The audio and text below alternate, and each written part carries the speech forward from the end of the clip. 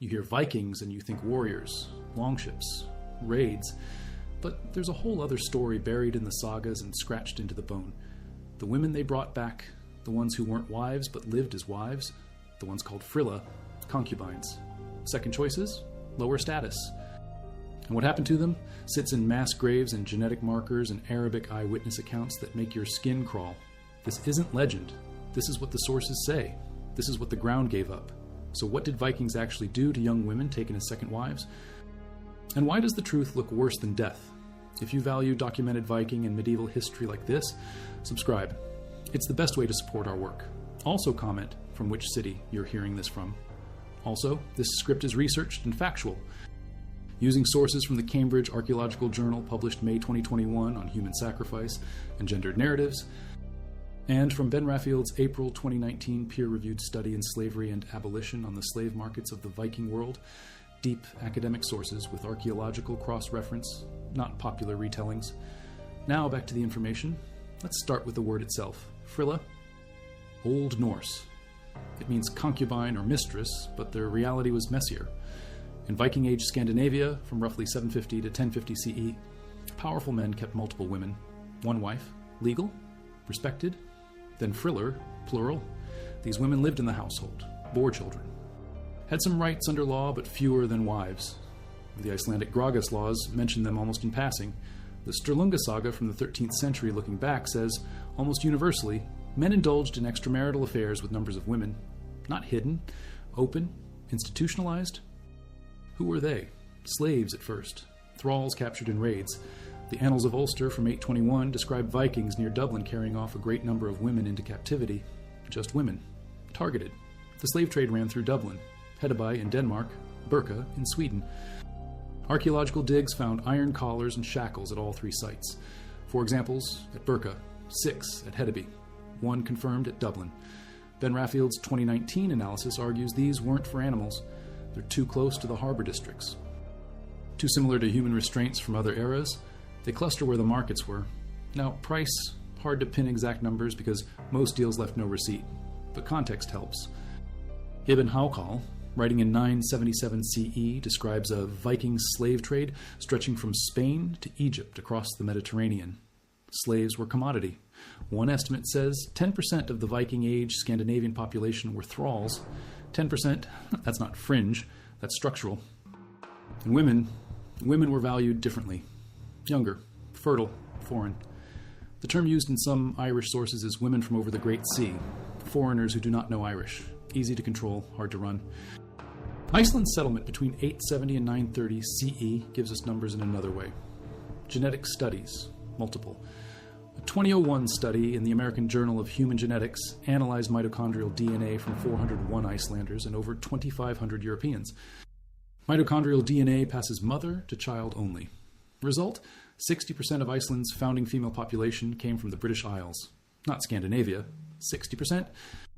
But Y chromosome studies published September the same year show 80% of Icelandic men descended from Norse fathers. The math is brutal. Norse men sailed with British and Irish women, not as wives, as captives, as friller. A 2018 study in Science Journal pushed further. Researchers at Decode Genetics in Reykjavik sequenced DNA from 25 ancient Icelanders buried across the island. Their remains split roughly even. Norse and Gaelic ancestry mixed, but modern Icelanders, 70% Norse genes. 1,100 years and the Gaelic contribution faded. Why? Archaeologist Suna Ebeneser's-Dottir suggests those with more Gaelic blood, often enslaved when they arrived, had lower reproductive success, or they died faster, or their children didn't survive. The population corrected toward the dominant group. Genetic drift with a social engine, the enslaved left fewer descendants because their conditions were worse. Now let's talk about how they got there. Raids weren't random, they targeted women. The Annals of Ulster, again, 821. Near Dublin, great number of women. Not great number of people. Women. Specific. This wasn't collateral damage. This was the point. Viking crews needed labor back home. They needed textile workers. Sail-making alone was massive. Estimates say one sail for a longship required 5 years of one person's labor if done alone. Sheep pasture, wool production, spinning, weaving, labor-intensive. Slave labor solved it. But they also needed something else. Partners. The genetic evidence from Iceland makes that clear. Norsemen at the top controlled access to wives. Monogamous marriage was common for the middle and lower classes, but the elite, different rules. Adam of Bremen, writing around 1075 CE, describes the Norwegian court and says rich and powerful Viking men tended to have many wives and concubines. This created a shortage. If the top-tier men held multiple women, the bottom-tier men had none. So what happens? They raid, they take... It's not just wealth, it's access to women. Some historians argue the Viking expansion itself, the whole raiding phenomenon, was driven partly by this imbalance. Young men with no marriage prospects turned violent and expansionist. Now enter the frilla as institution. By the late Viking age, concubinage wasn't hidden. It had legal contours. A frilla could be freed. Her children could inherit, though less than legitimate children. An Icelandic folk, saying goes, better a good man's friller than married badly. That's cold comfort, but it shows negotiation. Some women chose it, or at least accepted it as better than alternatives. A concubine of a powerful man had status, protection. Her kin could benefit. But the choice? How free was it really? Here's the clearest picture we have. Ibn Fadlan. Arab diplomat traveling north from Baghdad in 921 CE. He reaches the Volga River in 922. Meets a group called the Rus, Swedish or Swedish-descended Vikings. He watches them for weeks. Takes notes. Then a chieftain dies. Ibn Fadlan witnesses the funeral. 10 days of preparation, and a slave woman volunteers to die with her master. Volunteers. That's the word. But watch what happens. The woman is asked. She says yes. Immediately, 2 other slave women are assigned to her. They follow her everywhere. They wash her feet with their own hands. She's dressed in fine clothes, given alcohol constantly. She drinks and sings every day. For 10 days, she's told she'll see the afterlife. She's told she'll reunite with her master and her own dead family. She's kept happy, kept drunk. On the final day, the funeral ship is prepared. The dead chieftain is dressed and placed on the ship. Then animals are sacrificed. A dog, 2 horses, 2 cows, a rooster, a hen, all cut in half, placed on the ship. Then the woman, she's brought to the ship. 6 men enter the pavilion with her. They have sex with her, all 6. One after another. Ibn Fadlan describes it coldly. Each man says, "Now I have done this out of love for my lord." Then she's given more alcohol. She's walked around. She enters a doorframe 3 times. Each time she says she sees her family. She sees her master. She sees paradise. Then she's taken into the pavilion on the ship. An old woman called the Angel of Death follows. The men outside start banging shields with sticks, loud, to cover any sound from inside. 2 men hold her feet. 2 hold her hands. The Angel of Death wraps a rope around her neck. 2 more men pull it tight from opposite sides. And while she's being strangled, the old woman stabs her repeatedly with a broad dagger, between the ribs, in the chest, quick but not instant. Then she's laid next to her master. The ship is set on fire. Everything burns. Ibn Fadlan wrote it down. The account survives in multiple manuscript traditions. It's corroborated in type, if not detail, by Norse sagas mentioning funeral sacrifices. And archaeology backs it up. Graves across Scandinavia show it. Multiple bodies. One high status, others low status. Decapitated. Different diets based on bone analysis. A 2013 burial at Flakstad, Norway. Several bodies, some headless. Isotope analysis of teeth and bones showed the decapitated individuals ate simple seafood diets. The others ate meat and dairy, thralls and masters. The headless ones were sacrificed. Elise Naumann from University of Oslo in 2013 proposed these were grave goods. Human grave goods. That's not isolated. Other double and triple burials across Norway and Sweden show the same pattern. Oseberg ship burial from 834 CE. 2 women, 1 high status, rich grave goods, the other, lower status, possibly sacrificed. The exact relationship is debated, but the pattern repeats. When powerful men died, someone went with them. Often women, often slaves. The term for it in Old Norse is hard to pin because the sagas use euphemism, but the concept is clear. The dead need servants in the afterlife. Now, let's be precise. Not every frilla died at a funeral. Most lived. But they lived under what conditions? This is where it gets harder because slaves don't leave records. But we have fragments, legal codes. Saga mentions the Icelandic law code Gragas has almost nothing on concubines. But the sagas, especially Sturlunga and the bishops' sagas from the 12th and 13th centuries, mention them constantly. One scholar writing in the 1980s noted, "It's scarcely possible to read these sagas without noticing Concubinage was the national custom during the Icelandic Free State period from 930 to 1262 CE. What were the rules? A man couldn't bring a frilla into his household without his wife's permission. If he did, the wife could strike the concubine, even kill her. No legal penalty. The wife held authority over the household. The frilla had to submit. If the wife tolerated her, the frilla had a place, but precarious. Some friller came from equal or near equal social standing. By the 11th century, when slavery was declining in Scandinavia, men still kept friller. But these were free women now, often from poorer families. A chieftain taking a frilla from a lower status family could elevate that family's position. The family gained a connection to power. The woman gained material security, but unequal leverage. There's a darker case. Earl Håkon Sigurdsson of Lade, Norwegian Jarl ruling from about 975 to 995 CE. Multiple sources describe him. Snorri Sturluson, writing in Heimskringla around 1230 CE, says Hakon had the daughters of powerful men taken and brought home to him. He slept with them for a week or two, then sent them home. This got him much dislike from the kinsmen of the women. Adam of Bremen, writing closer to Hakon's time around 1075 CE, gives it harder. He implies Hakon ordered subjects to send their daughters to him, forced, not requested. The term used is ordered. Daughters of nobles, daughters of commoners, taken, used, returned. Some historians link this to fertility cult practices, worship of Thorgerdr Holgabrud, a Norse deity, maybe ritual, maybe just power. But the sagas are clear, Håkon was hated for it. He was killed in 995 by his own slave Kark, hiding in a pigsty. His head was cut off and stuck on a stake at Munkholmen, where people spat at it. The sources call him Håkon the Bad, Håkon Illy, not for military failure. For this, children born to friller had inheritance rights, but limited. Legal texts say they could be recognized by the father. If he acknowledged them, they were legitimate-ish. They could inherit movable property, sometimes land if there were no other heirs. But they ranked below children born in marriage. A wife's sons inherited first, always. A frilla's son got what was left, if anything. And daughters? Even less. A free woman could inherit from her father in the absence of sons. But a frilla's daughter? The law is murky there. Probably very little. Daily life? We have scraps. Sagas describe friller weaving, cooking, domestic work. Some managed households when the main wife was absent. Some were trusted, but they weren't protected the way wives were.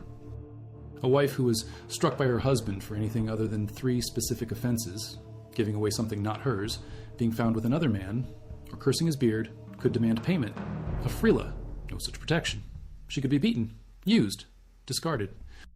Her legal recourse was nearly zero. Sexual availability was expected. Ibn Fadlan's account mentions it in passing. The Rus had slave girls for trading. One man will have intercourse with his slave girl while his companion looks on. Public, casual, no privacy. In the funeral account, the woman was required to sleep with multiple men during the 10 days before her death. The text says she was forced to do so with most of the Rus men that participated in the ceremony. Ritual or not, that's rape, serial rape, sanctioned, witnessed. The term bed slave appears in multiple sources, Ahmad ibn Fadlan and later Saga references. A bed slave is exactly what it sounds like. A woman kept specifically for sexual access. No other role, or that's the primary role. Norse men also kept bed slaves. These unfortunate women had little choice in whether or not they lay with their master. Quote from the historical sources. Little choice. Not no choice. Little. The phrasing is bleak. It acknowledges the reality without naming it fully. Rape as institution. And then there's the sacrifice question. How common was it? We don't know. Ibn Fadlan saw one funeral. He describes it as though it's normal for them, but he's writing for an Arab audience and playing up the exotic. The Rus tell him they're confused why Arabs bury their dead instead of burning them quickly so they go to paradise fast. Cultural relativism. Both sides think the other is barbaric, but the archaeological record has examples. Not hundreds, not thousands, but enough to show it happened. Enough to show it was a recognized practice. When a high-status man died, a woman might die too. Volunteer or force the line blurs under social pressure. The Cambridge Archaeological Journal published a paper in May 2021 by scholars examining social agency and gendered narratives of human sacrifice in the Viking Age. They argue we should stop automatically assuming the slave woman had no agency. They point out she's described as elevated during the 10 days, given fine clothes, authority over other slaves, allowed to command. They suggest maybe she saw it as an honor. Maybe she believed in the afterlife promise. Maybe her family benefited afterward. Possible. But then they also note the sexual violence, the coercion, the 2 women assigned to make sure she didn't run. and they conclude agency exists on a spectrum. She made a choice within a system that left her almost no good options.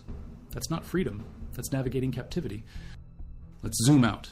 Why did this system exist? Power, economics, demographics, but also ideology. The Norse believed in an afterlife, Valhalla for warriors, other halls for others. The dead needed goods, food, weapons, animals, and servants. If you're powerful in life, you expect to be powerful in death. So you take your household with you, or parts of it. Slavery in the afterlife. The logic is brutal but consistent, and it worked because slavery worked. 10% of the population. That's structural dependence. Thralls built the long houses, worked the fields, made the sails, cooked the food, bore the children who became more thralls. It's a system that reproduces itself. And women especially were targeted because they were reproductive. A male slave can work. A female slave can work and produce more slaves. The economic logic is cold. Now the transition. By the 11th century, slavery starts declining in Scandinavia. Christianization, economic shifts. But concubinage doesn't end. It shifts. Free women become friller. The word stays. The practice continues, but now it's voluntary. Sort of. A poor family with a daughter. A rich man offers. The family gets connection. The daughter gets fed and clothed. Maybe her children inherit something. Maybe not.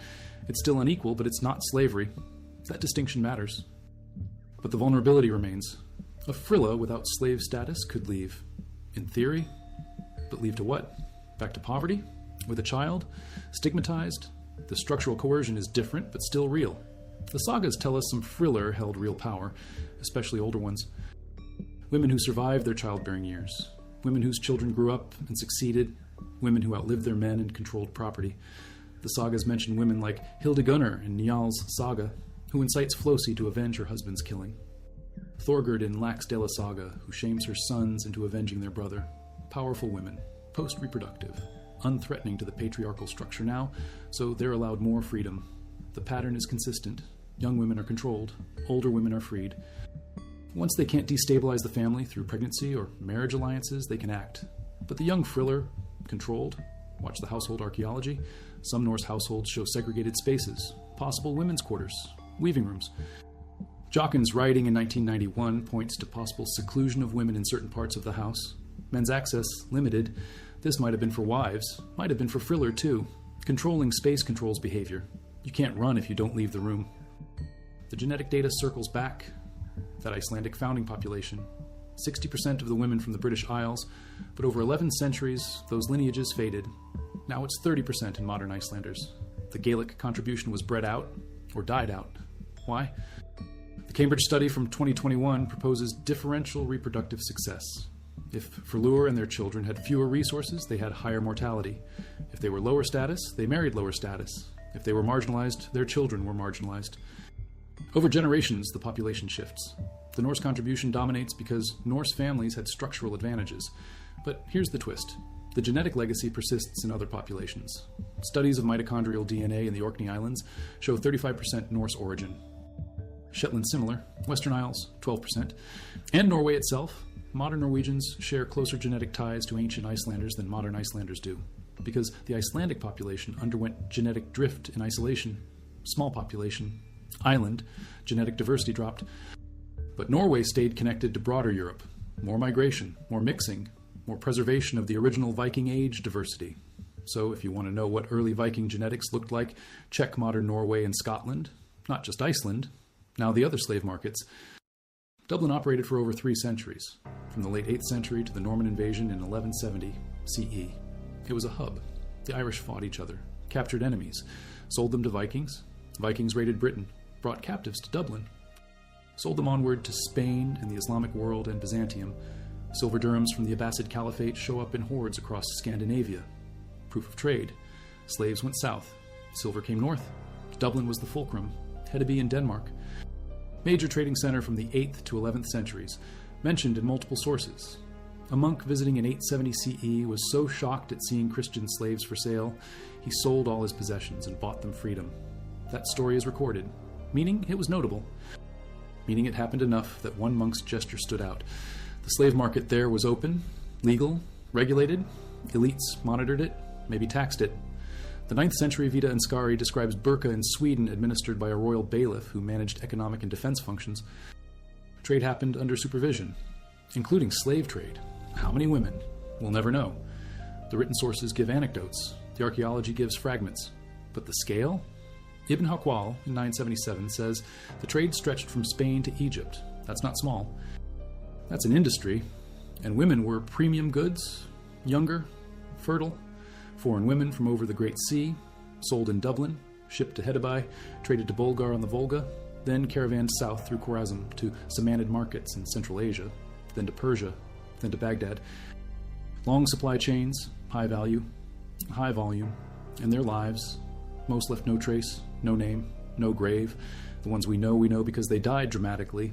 Ibn Fadlan's slave woman, the decapitated bodies in Flakstad, the double burials at Oseberg. But the thousands who lived and died in obscurity? Gone. Slaves don't get marked graves. They don't get sagas. They don't get runestones. They're archaeologically invisible. Ben Raffield's 2019. Study calls slavery in the Viking Age an invisible archaeology. We know it happened.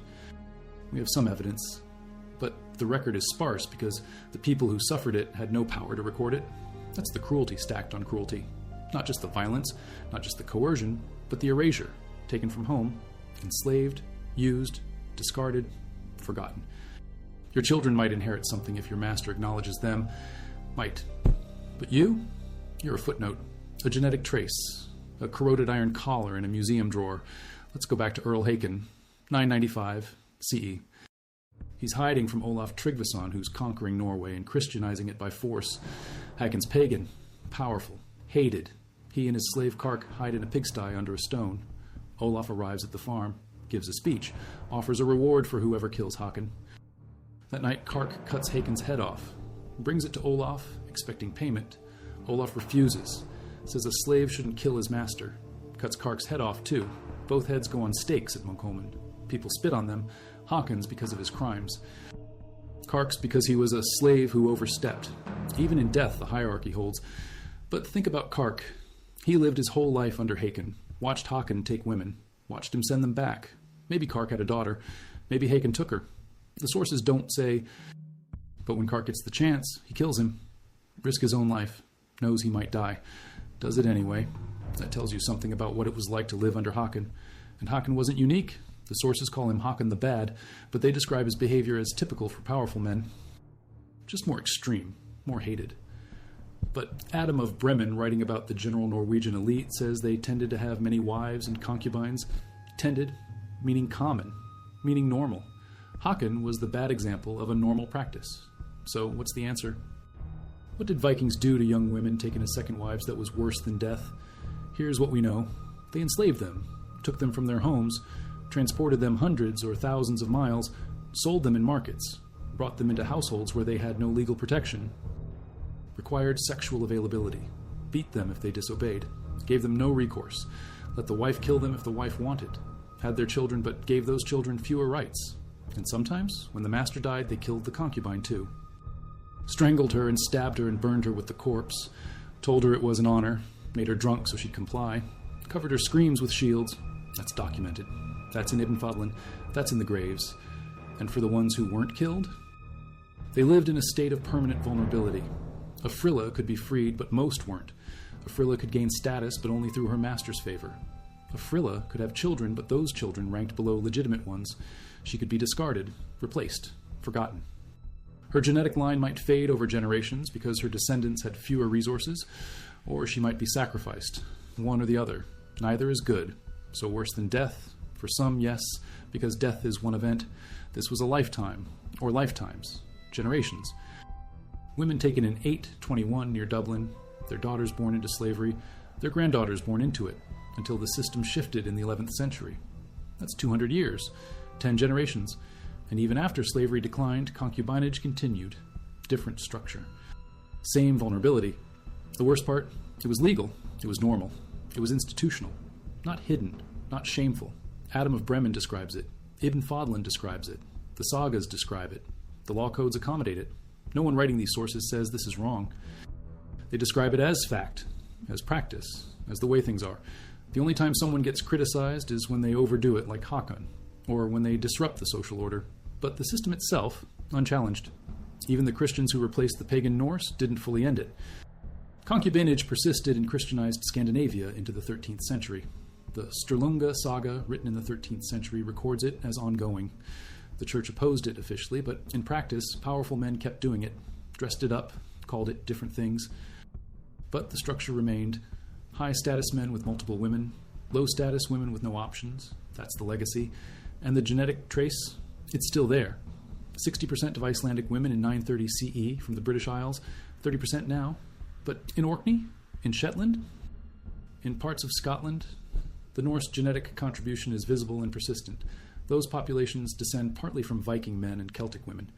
Whether those women came willingly or not, the sources suggest not. The Annals of Ulster say a great number of women carried off. Carried. Not invited. Carried. That's the language of abduction. DNA studies published in 2018 by the Irish Post and Science Journal confirm thousands of slaves, mostly women, were transported from Ireland and Scotland to Iceland in the 9th and 10th centuries. Thousands, not dozens. Thousands. That's not raiding for ransom. That's systematic extraction of human resources. And the ones who survived the journey faced what? Life as a frilla?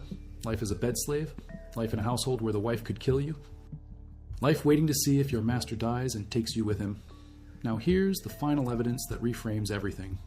In 2021, researchers published findings from burial analysis across Iceland. They found something unexpected.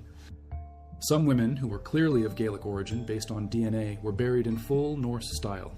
Boat burials, grave goods, high status markers, meaning what? Meaning some friller or their children climbed? Meaning some enslaved women or their descendants gained enough status to be buried like Norse. The genetic data shows they started as Gaelic, probably captured, probably enslaved. But over time, or through their children, they assimilated, or their children did. But here's the coldness. For every one woman buried high status, how many died in unmarked graves? For every one child who inherited and climbed, how many were ignored? The exceptions prove the rule. If we're noting the rare cases where Gaelic women were buried with honors, that means most weren't. Most vanished. Most became the invisible archaeology, and that's the final answer. What Vikings did to young women taken as second wives was create a permanent underclass. They built a system where women had no leverage, where violence was legal, where death was possible, where survival meant submission, where children meant maybe a path up for the next generation, but maybe not. It was structural. It was sustained. It was worse than a single death because it was many small deaths over many years. Autonomy gone, home gone, language gone, family gone, future uncertain. And through it all, the knowledge that you're replaceable. That if you anger the wife or the master or the household, you can be struck down with no consequence. That's the reality the sources describe. The iron collars in Dublin and Hedeby and Burka. The genetic studies showing Gaelic women in Iceland. The decapitated bodies in Norwegian graves. The eyewitness account of a slave woman strangled and stabbed while men banged shields to cover the sound. The saga descriptions of Earl Haakon taking daughters for a week or two. The legal codes giving friller limited rights. The demographic evidence of young Norse men raiding for access to women. All of it points the same way. This was a system. This was sustained. This was what they did. And the frilla who navigated it. Who kept her head down and bore children and hoped they'd have better. Who lived to old age and maybe controlled property after the master died. She was lucky. She survived. But survival under those conditions isn't victory. It's just survival. And for the ones sacrificed, like Ibn Fadlan described, they were told it was an honor. They were told they'd see paradise. They were kept drunk for 10 days and then killed. That's not honor. That's managed compliance. So worse than death? For some of them, yes, because death ends. This didn't. This followed bloodlines. This followed genetic traces. This followed lineages through 1100 years until researchers in 2018 could sequence DNA and say, yes, these women came from the British Isles as captives, and their contribution faded because their descendants had fewer resources. That's the long echo of what Vikings did to young women taken as second wives. Not just violence, not just death, but erasure over generations. That's worse.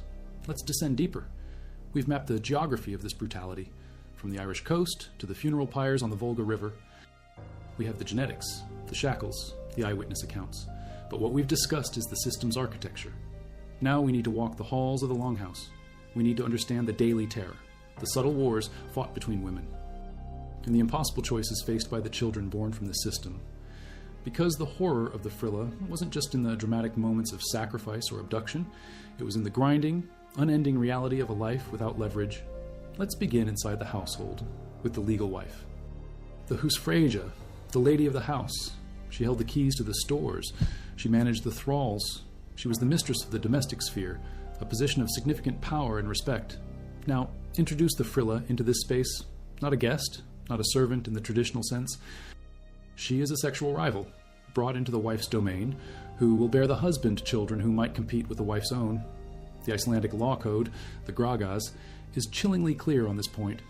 If a man brought a concubine into the home without his wife's consent, the wife had the legal right to kill her, and she had 3 days to do it. After 3 days, if the Frilla was still alive, the wife's right to violence was reduced.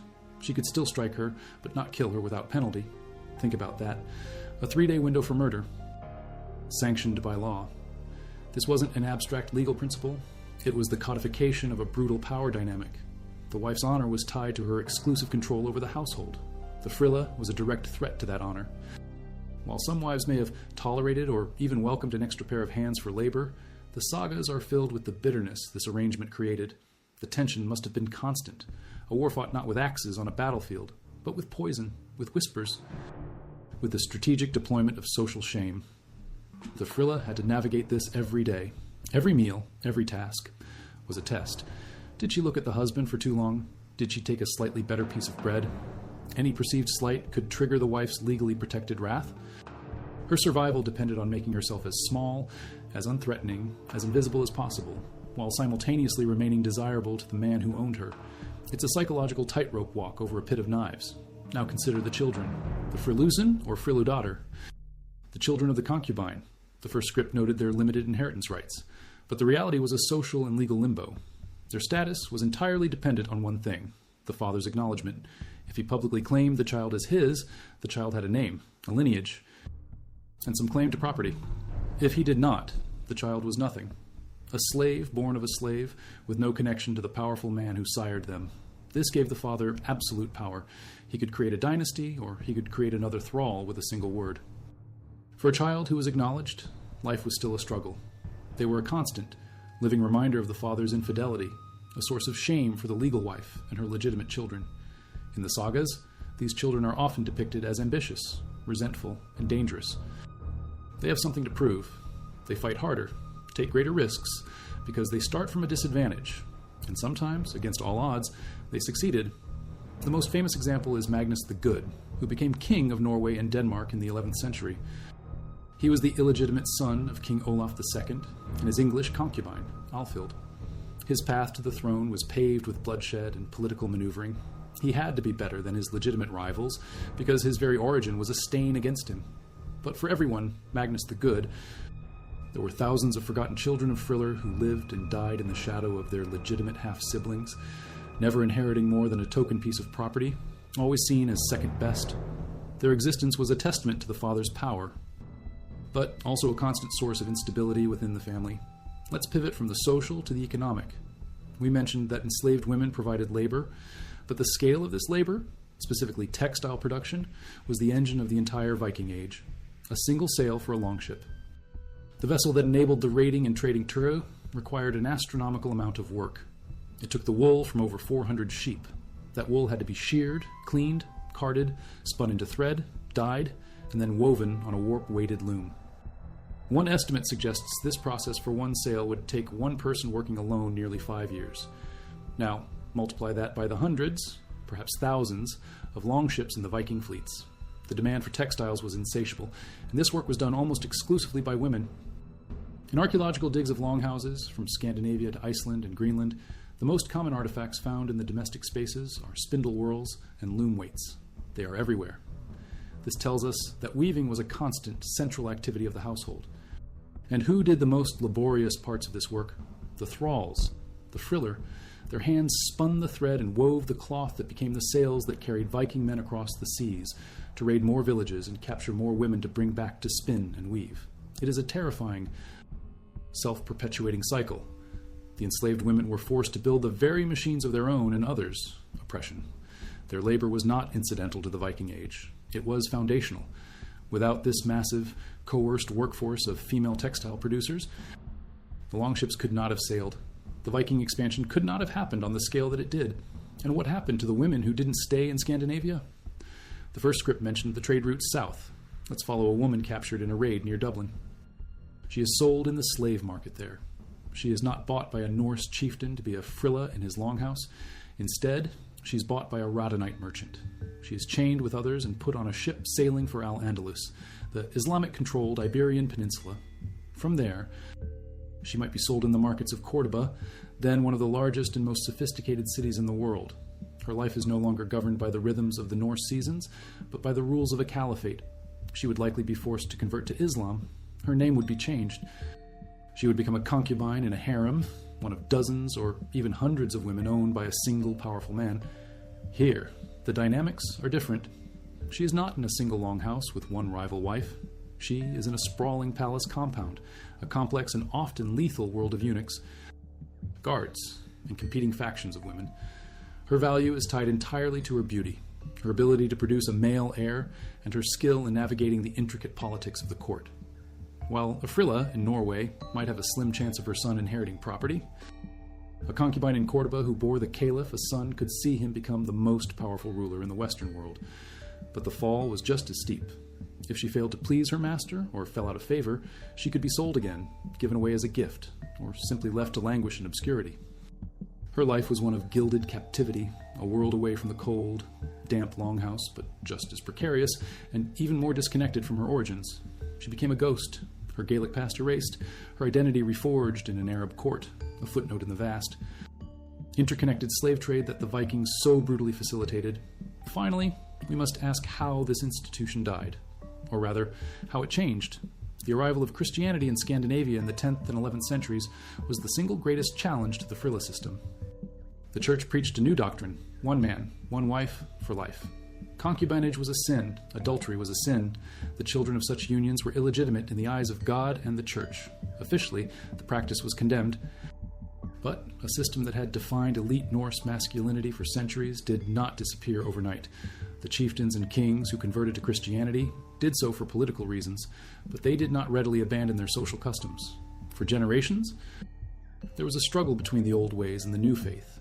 Concubinage continued, but it was driven into a gray area. It was no longer an open, institutionalized practice, but something less formal, though no less common. A powerful man would still keep mistresses, but they were not called friller in the same legal sense. Their children's status became even more precarious, as they now faced not only social stigma, but also religious condemnation. The church fought for the rights of the legitimate wife and her children, using control over marriage, inheritance, and salvation as its weapons. Over centuries, Christian monogamy did become the norm. But the deep-seated cultural idea that powerful men were entitled to sexual access to multiple women lingered, a shadow of the old world that refused to completely fade. The frilla as a legal category vanished, but the vulnerability of lower-status women to the whims of powerful men did not. It simply took on a new name. So, the story of the frilla is a story of layers. There is the layer of abduction and enslavement. Then, the layer of daily life, navigating the dangers of the household. Then the layer of her children, born into a world that might reject or rarely elevate them.